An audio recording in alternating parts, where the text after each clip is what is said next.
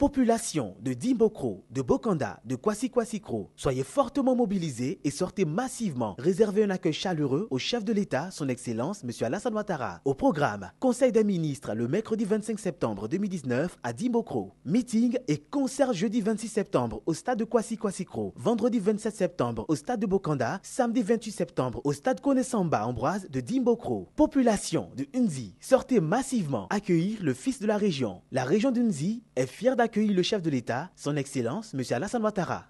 C'est par la mise sous tension de la localité de Longbekwa-Dioko que le chef de l'État entamera la deuxième journée de sa visite dans la région du Nzi.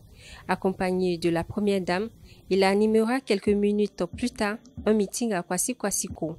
Dans l'après-midi, le président recevra à Dimbokro, cadre, chef traditionnel et guide religieux de la région du Nzi.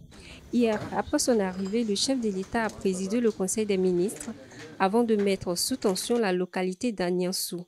Et parlons d'électricité, d'écoles et d'infrastructures sanitaires, le ministre porte-parole du gouvernement a fait état des réalisations depuis l'accession au pouvoir du président Ouattara en 2011. Je pense que les populations ont vraiment raison d'être nostalgiques, mais il faut aussi, le disant, juste faire un état des lieux en entendant de dire ce que la visite d'État du chef de l'État va apporter aux différentes populations. J'aimerais juste relever qu'au titre de l'électrification rurale, de 1960 à 2011, ce sont 64 localités qui avaient été électrifiées dans cette région sur 205 localités. Donc, et depuis cette date, c'est-à-dire 2011 jusqu'en 2018, nous avons eu 19 localités supplémentaires qui ont été électrifiées. Et depuis le lancement du programme social du gouvernement, c'est-à-dire janvier 2019 jusqu'à aujourd'hui, septembre 2019, nous avons eu 16 localités complémentaires qui ont été électrifiées. Donc, soit un total de 35 localités de 2011 à 2019 sur les 104 qui avaient été électrifiées depuis 1960.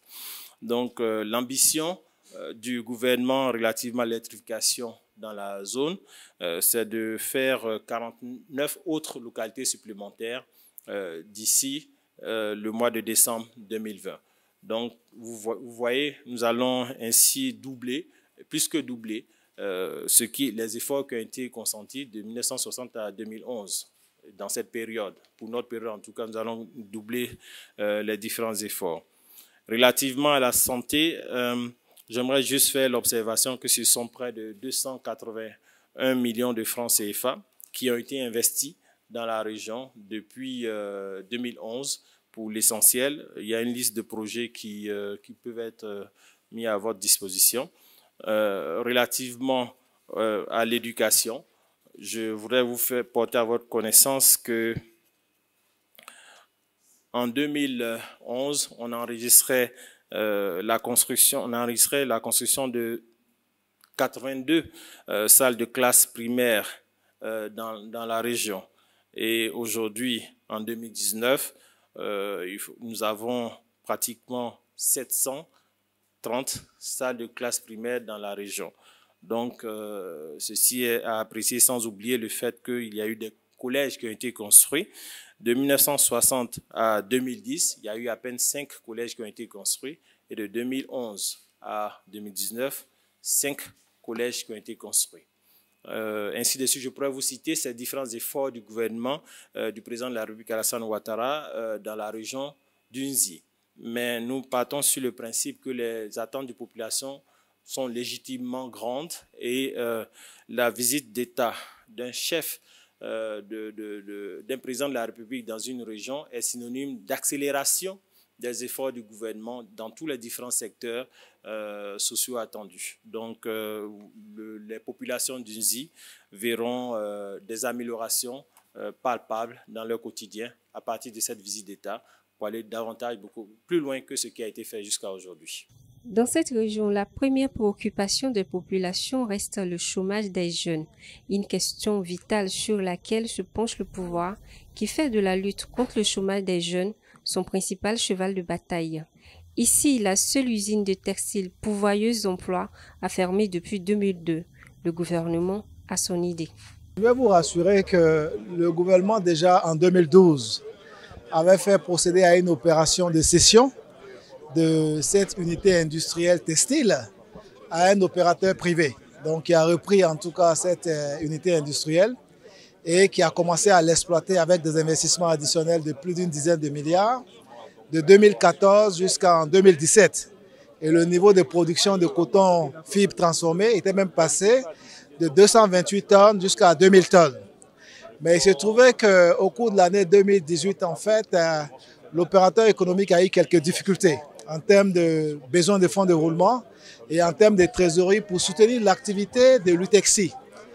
Et également, nous avons noté quelques difficultés de sa capacité à pouvoir assurer les approvisionnements en matières premières malgré tout l'appui que notre ministère, c'est-à-dire le ministère en charge de l'industrie, a pu lui apporter pour pouvoir assurer en fait la disponibilité de la matière première. Donc nous pensons qu'il y a quelques problèmes structurels et nous sommes en train de travailler avec l'opérateur pour trouver des partenaires internationaux à l'effet de l'aider à pouvoir mettre en œuvre en tout cas cet important outil industriel qui jadis a fait la fierté en fait de Democro et également a créé des emplois. Donc il est bon que les populations le sachent en fait que c'est une activité qui est du domaine privé et avec l'opérateur nous allons travailler en tout cas pour que cette unité en tout cas puisse, je veux dire, redémarrer pour pouvoir en tout cas créer des emplois et également participer à la dynamique économique de Democro. Donc c'est un sujet qui est suivi par tout le monde. Les besoins additionnels ont été identifiés par rapport à ce dont il a besoin pour que les choses puissent en fait aller de l'avant. Le gouvernement a pris bonne note de tout ça et nous allons travailler à cela. Cette visite d'État du président Ouattara a fait d'autres heureux et pas des moindres. J'ai nommé les cadres. Je vous propose de les écouter. Je peux dire que cette visite permet déjà à la région d'Uzi d'être visible dans le monde entier parce que vous savez que le président de la République, c'est le président africain le plus influent. Donc, il vient dans la région d'Uzi, dans sa région natale, va permettre au monde entier de connaître la région d'Uzi, de connaître ses potentialités, de chercher à connaître sa culture. Et donc, déjà, c'est un gain. Mais aussi, vous savez que quand il y a une visite d'État, c'est le développement qui arrive. Et le président a mis en place un programme social du gouvernement qui va permettre de renforcer donc, les actions sociales du gouvernement en termes de santé, en termes d'éducation, en termes d'électrification, d'adduction d'eau. Et ce programme est admirablement bien conduit par monsieur le Premier ministre. Et donc, c'est la région qui gagne. Je ne dirais même pas que nous avons des attentes. Nous savons que nos attentes seront comblées. La région d'Uzi a apporté à la Côte d'Ivoire sa sueur. C'est ici que nous avons créé la richesse de la Côte d'Ivoire parce que le président Houphouët-Boigny disait que le succès de ce pays repose sur l'agriculture. Et cette agriculture, c'était le binôme café-cacao. Et ici, c'était la boucle du cacao. Le président est venu pour nous le rappeler que cette région d'Uzi a besoin aussi d'élargir les chemins de l'espérance, les sentiers du développement. Et il est venu pour nous apporter cette nouvelle espérance. Et les populations d'Uzi attendent beaucoup. Et pour nous qui sortons de ce conseil de ministres sur notre terre natale, nous avons une grande émotion de savoir que cette terre qui nous a vu naître, qui a vu naître le président de la République, est aujourd'hui au cœur des préoccupations du développement de la Côte d'Ivoire. Donc nous sommes tout simplement heureux, fiers et joyeux d'accueillir son Excellence, Monsieur le Président de la République, ici à Dimoko.